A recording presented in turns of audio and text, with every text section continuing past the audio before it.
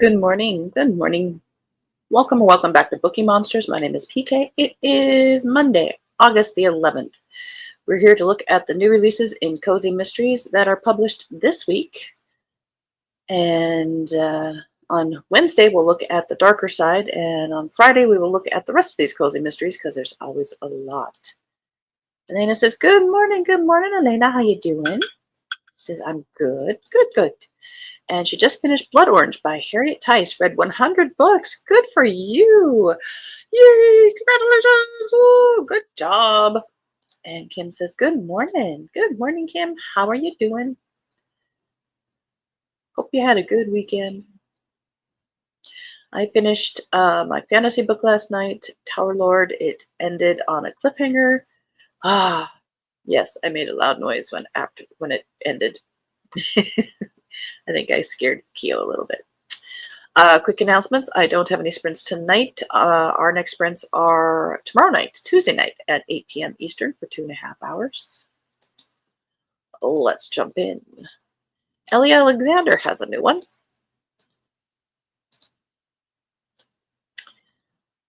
Oh, yeah. Okay, it's a re-release technically. This is one of her first series, and I think she's re-releasing it because she got the rights back. It says it was previously published as Slade on the Slopes. We don't usually do republishing, but it's Ellie Alexander, so we're just going to give it some time here. Second in the series of Meg Reed's Investigates, it says Meg Reed is finally getting the hang of her job at Northwest Extreme Magazine, or so she thinks, until she's assigned to cover a new mountaineering team training at Oregon's remote Silcox Hut.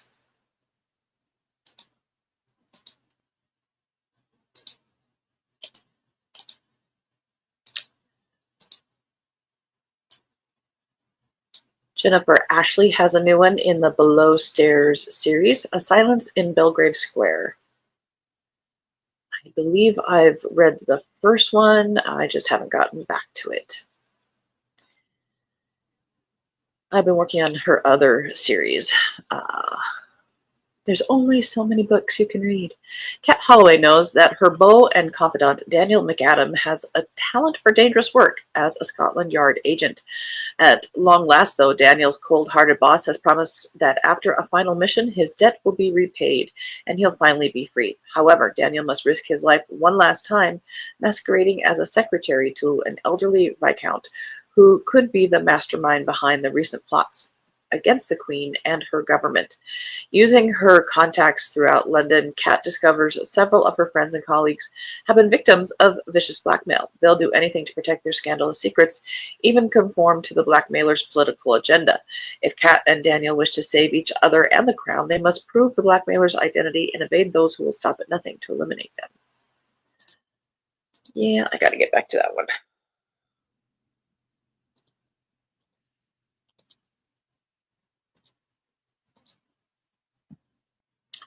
Lucy Burdett has a new one. Kim says, realized yesterday my driver's license expired Friday. Oh no, friends are loaning me the money to renew. Oh, good. Oh, good. Yeah, mine expires in November. Dang it. Kim had, oh, you had a decent weekend. Good. We started a new study book in Sunday school yesterday. Looking forward to it. Oh, cool. Something fresh and new. This is called The Mango Murders, 15th in the Key West Food Critic series.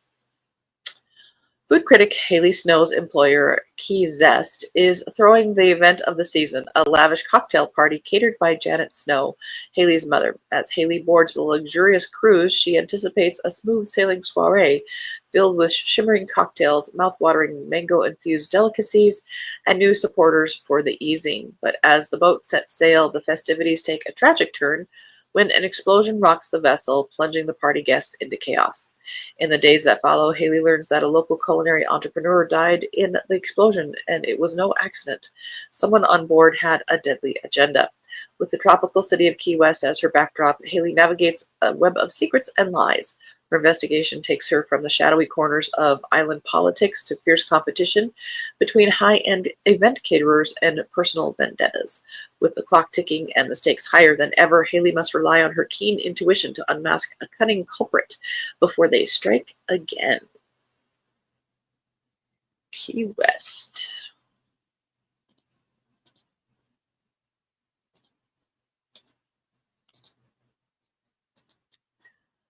Fountain Blues by Cindy Davis and Rick Palmacci.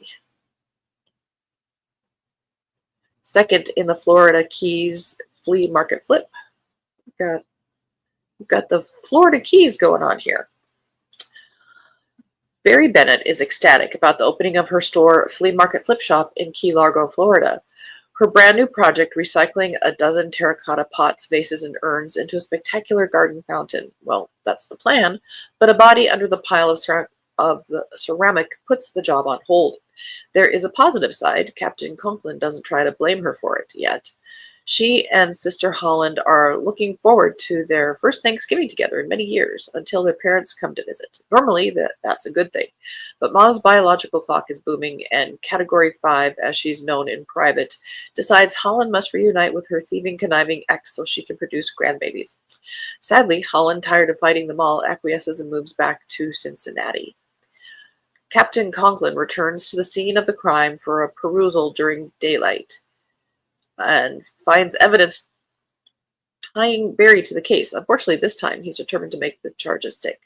I'm just kind of contemplating what the heck did that last paragraph have to do with everything. End of row 1.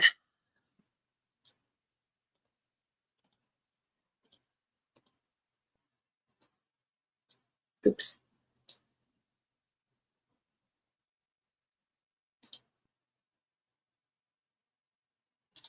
Kim says, I need to get back to that series, the Key West. And another one I started during COVID. Oh, yeah. Oh, yeah. I have so many like historical mysteries I haven't gotten back to in years. Mostly medieval set. For some reason, I'm shifting more Victorian-ish right now, but I've got to get back to so many. Wham Line by Gregory Ash, 10th in the Last Picks series. When an upscale restaurant opens in Hastings Rock, Dashiell Dawson Dane, just Dash, and his friends are excited to get reservations for the soft open. After all, winter on the Oregon coast is the quiet season, and Dash is looking forward to a little excitement and, of course, dessert. Instead, their arrival at the restaurant brings them face to face with Indira's ex-husband, Mal, and when Mal ends up dead, Indira is the chief suspect. Dash is sure he can prove Indira's innocence, but before he has the chance, tragedy strikes. Bobby's family. When Bobby, I guess, is drawn back to Portland, Dash finds himself torn between helping his boyfriend and saving Indira, and the killer isn't done yet.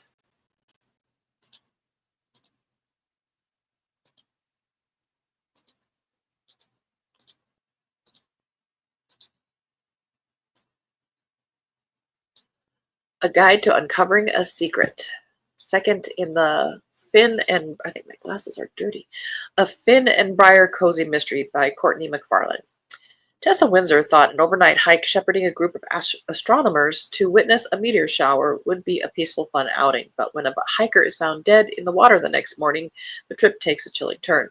Tessa's no stranger to solving mysteries with the help of her newfound magical powers and her talking animal companions. But this case is different. The group is filled with clashing personalities and hidden secrets, making it hard to know who to trust. Can she uncover the truth hidden among the stars, or will the darkness claim another victim?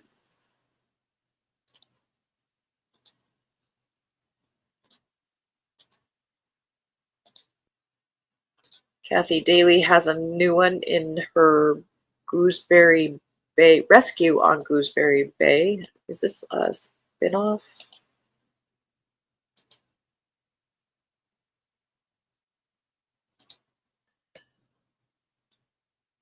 Bexley Cosgrove has a soft spot for abandoned animals after being abandoned herself as a young child. She knows she owes her life to the dog who found and rescued her.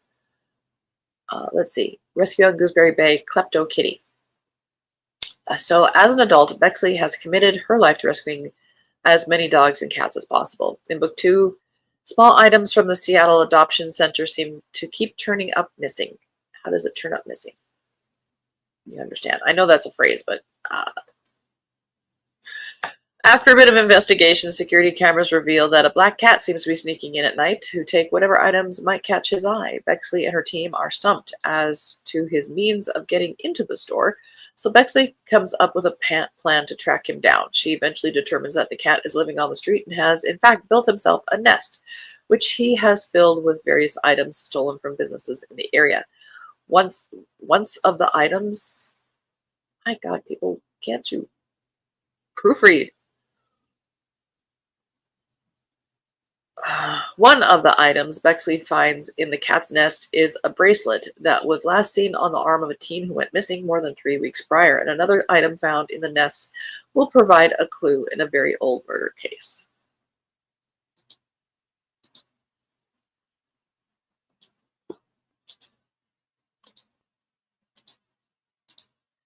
Murder with a Bite of Biscotti, an Ivy Clark mystery, book number 8 by Christy T. Dixon. When Ivy discovers a stack of forgotten love letters in an attic, she's eager to read them until she finds one containing a shocking murder confession. Determined to uncover the truth, she faces one major problem. She has no idea who wrote the letters or who they were meant for. Meanwhile, the mayor's push to develop farmland has divided the town. Tensions rise, and when tragedy strikes, Ivy finds herself divided between two mysteries: the decades-old crime hidden in the letters and the present-day scandal shaking the town. Can Ivy unmask both killers, or will someone get away with murder? We can continue to get away with murder, since they are old letters. End of that row. Lies and Dolls, the Kit Pelham Mysteries, book number 2 by Nev Fountain.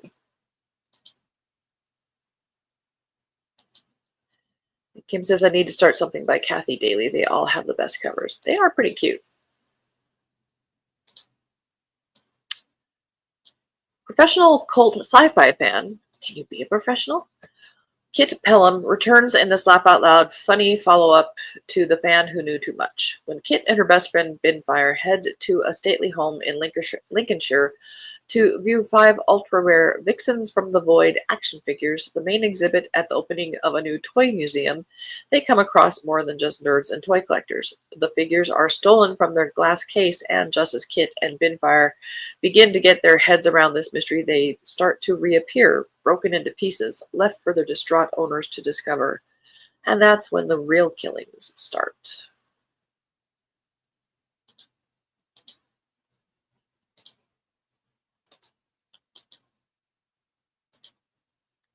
A Delusion of Death by Jen Jones, related to the Helen Binney mysteries. In this homage to Rear Window, Helen Binney breaks her wrist and is unable to use her cane-wielding hand, effectively rendering her wheelchair-bound. With her husband out of town for a few days, she checks herself into the Wharton B&B, where she hopes to sleep through the discomfort and increased disability. But in the middle of the first night, still drowsy and under the influence of painkillers, she witnesses a woman injuring her ankle during a scuffle with another guest, and the two of them heading for the hospital. Helen's friends think it was a dream, or possibly a hallucination due to the pain meds, and she's initially inclined to agree with them. But what if it had really happened? Where was the couple now? And how can Helen convince anyone to take her seriously when, after just one glance at the brand new splint on her wrist, they all assume she's on mind-altering painkillers? Helen is determined to get answers despite having to investigate with one hand tied behind her back, almost literally. If push comes to shove, she can't even stand solidly on her own 2 feet. But it's becoming more and more clear that she did indeed witness something nefarious, but with no way to prove it, and she's starting to wish it had been just a delusion of death.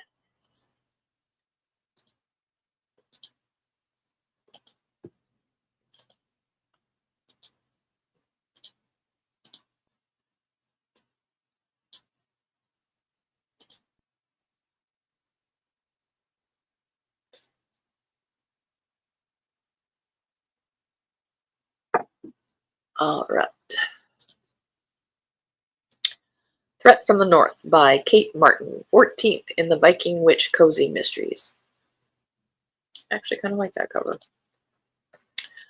A year ago, Ingrid Torfudottir moved to the north shore of Lake Superior, intending to live a quiet life in the sleepy fishing village she thought her mother was born in.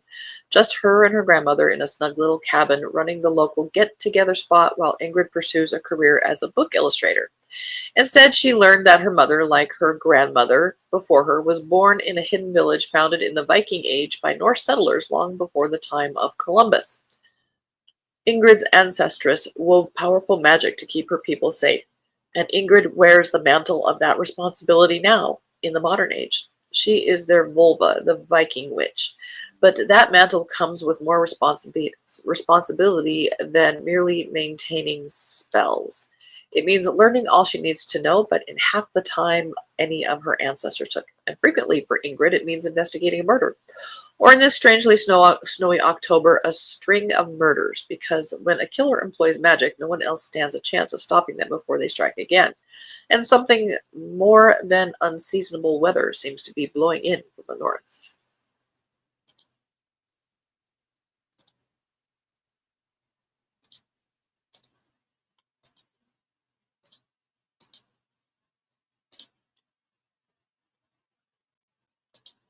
A Crumble of Chaos by Simone Steer, 11th in the Cafe Crimes Cozy Mystery Series. Every August, the town's biggest motorcycle rally brings chrome leather jackets and a whole lot of noise. Between managing Hazel's conspiracies, Wit's podcast production, and serving peachy keen lattes, Parker Hayes already has her hands full. But when a beloved biker nearly dies in a suspicious crash, Parker's plans for low stress crumble fast. Everyone says it was a freak accident. Parker's gut says otherwise.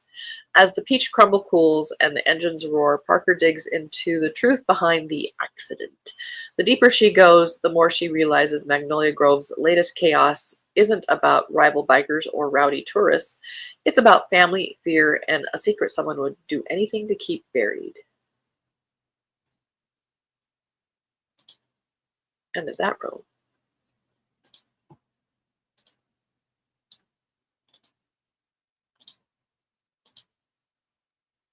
My Big Fat Fatal Wedding by Carrie Lee Townsend, 4th in a Sunny Meadows and Callie Ballas crossover. Callie Ballas is about to marry the love of her life, Detective Nick Stevens. Everything is finally right in her world. She found a man who adores her despite her quirks and doesn't think she's crazy because she can read his mind. Everything is perfect. Even her new psychic friend and her husband, Sunny Meadows, and Detective Mitch Stone, as well as their extended friends and family, are in Clearview, Connecticut for the wedding. What could possibly go wrong? Fortune teller Sunny is excited to see her dear friends finally getting married like she predicted. But when she has a vision that something will cloud their happiness, the wedding photographer winds up murdered with Callie's wedding planner listed as the prime suspect. Detectives Mitch, Boomer, and Nick are on the case, determined not to let this ruin their special day. But who will wrap up the wedding plans and take Nick and Callie's pictures now? The Greek mamas and divinity mothers come together to try and save the day, giving Callie nightmares. She knows they mean well, but their idea of the perfect wedding and capturing every moment is not exactly what Callie had in mind. The stars are not aligning and their horoscopes are anything but promising. Is Nick and Callie's wedding day doomed to end up a fatality as well? And I laugh at Detective Nick Stevens' name because if you've seen My Big Fat Greek Wedding, everybody was named Nick, and this is my Nick, and Nicky, Nick.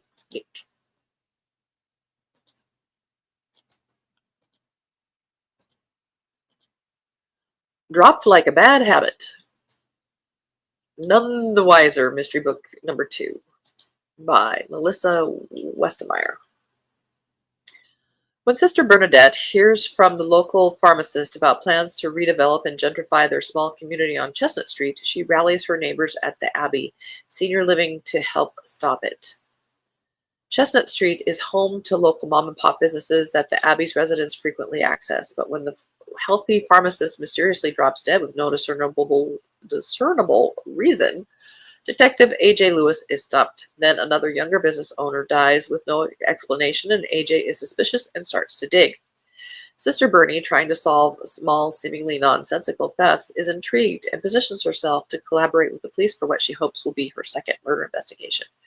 Why did two seemingly healthy men conveniently die? Who's behind the shadowy Vision Corporation? Each question leads to a dead end or another question. And then there's an unexpected death at the Abbey. Coincidence or connection? Murders becoming a bad habit Sister Bernie and AJ are determined to break.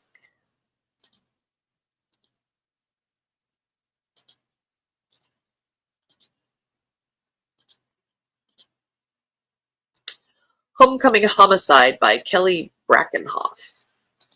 Fifth in the Cassandra Sato mysteries.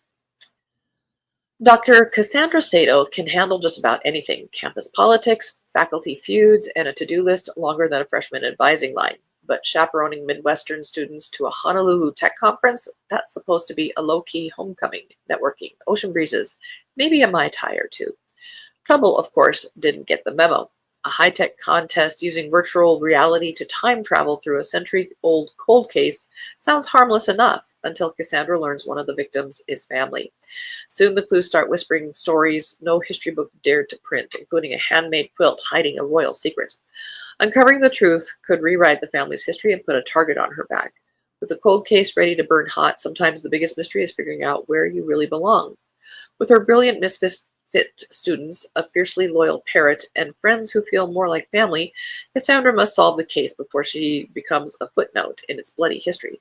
Because in Hawaii, ohana means nobody gets left behind or forgotten. Can Cassandra keep that promise when the past comes for her too?